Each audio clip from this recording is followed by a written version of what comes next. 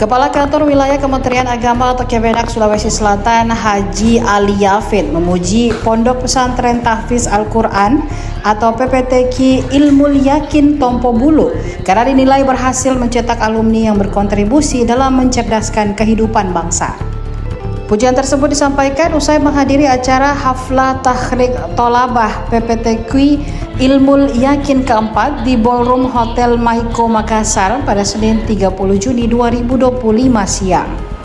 Menurutnya, PPTQ Ilmul Yakin merupakan salah satu lembaga pendidikan yang berperan dalam penguatan nilai-nilai agama di tengah masyarakat. Ali menjelaskan bahwa pondok pesantren merupakan lembaga pendidikan di bawah naungan Kementerian Agama. Ia juga menyebutkan terdapat ratusan pondok pesantren yang tersebar di Sulawesi Selatan. Ia menegaskan bahwa setiap pondok pesantren harus memiliki surat izin operasional. Jika belum memilikinya, pengasuh pesantren diminta segera mengurus perizinan agar terverifikasi oleh Kemenak Republik Indonesia. Alhamdulillah pada hari ini baru saja saya menghadiri acara penamatan dan perpisahan Pondok Pesantren Ilmul Yakin Tompo Bulu. Pimpinannya adalah Dr. Kiai Haji Amirul Amri MA. Pondok pesantren itu memang salah satu lembaga di bawah naungan Kementerian Agama. Di Provinsi Selatan ini ada ratusan, bahkan bersama dengan rumah tahfiz itu ada kurang lebih ribuan ya.